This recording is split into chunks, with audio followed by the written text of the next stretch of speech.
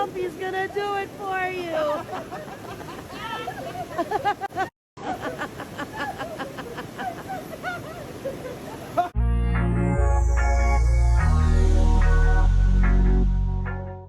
Nagpunta nga sa Bukidnon ang tatlong anak ni Cherry Hill na si Jay, Ralph at Bianca.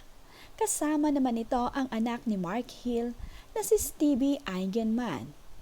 Pumunta nga ang mga ito sa paboritong lugar ni Cherry Hill dito sa Bukidnon. You better do it yourself. You better get in your...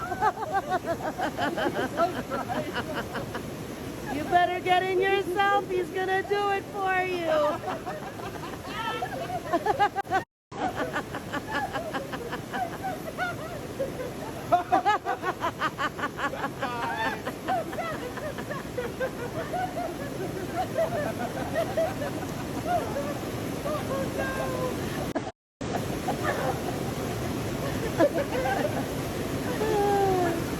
Better?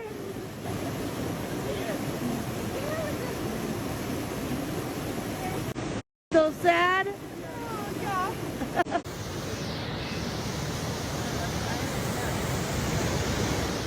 Masaya nga na nagbanding ang magpinsa na Bianca at Stevie dito sa Bukidnon. Ito nga daw ang paboritong lugar ni Cherry Hill kaya naman naisipan nilang pumunta dito bago sila bumalik sa ibang bansa.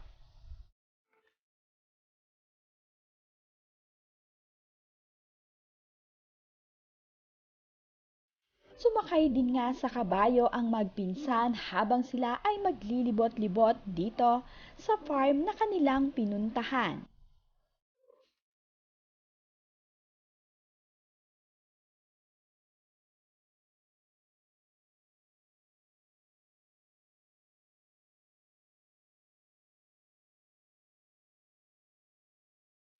Ini nga ang pasyal nila dito sa farm. Nililibot nga nila ang mga lugar na magaganda dito at nagkukuhanan sila ng mga litrato.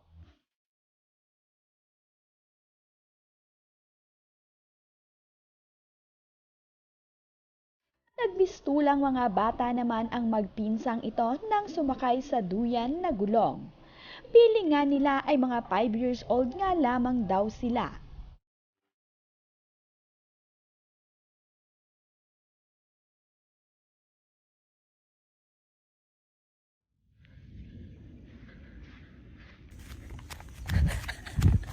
I'm not frolicking, I'm just running. Be nice. Can I be in your video? You know they actually teach that in Aga ngang gumising ang magpipinsan upang salubungin ang pagsikat ng araw. Napakaganda nga ng spot na kanilang napwestuhan kaya naman naisipan nilang gumising ng pagkaaga-aga upang saksihan ang pagsikat ng araw.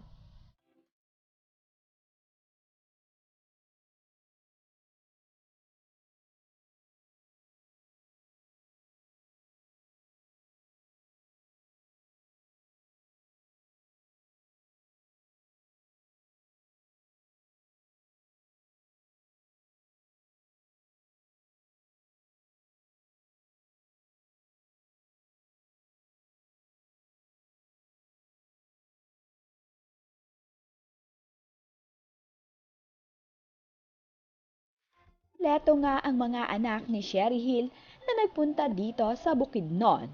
Sinamahan naman sila ng kanilang ilan sa mga kamag-anak dito.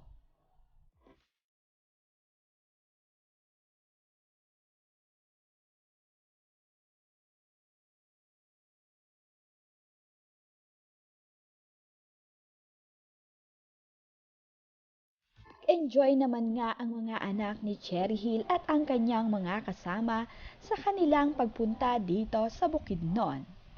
Nagbanding nga talaga sila at talaga namang mamimiss nila ang ganito pagbalik nila sa ibang bansa.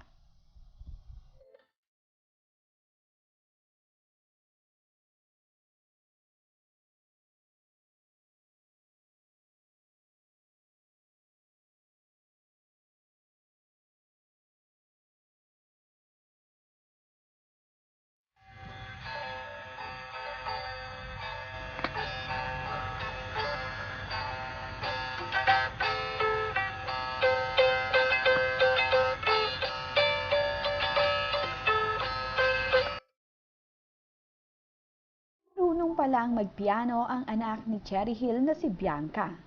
Ayon nga dito ay para sa kanyang ina ang kanyang kinakanta.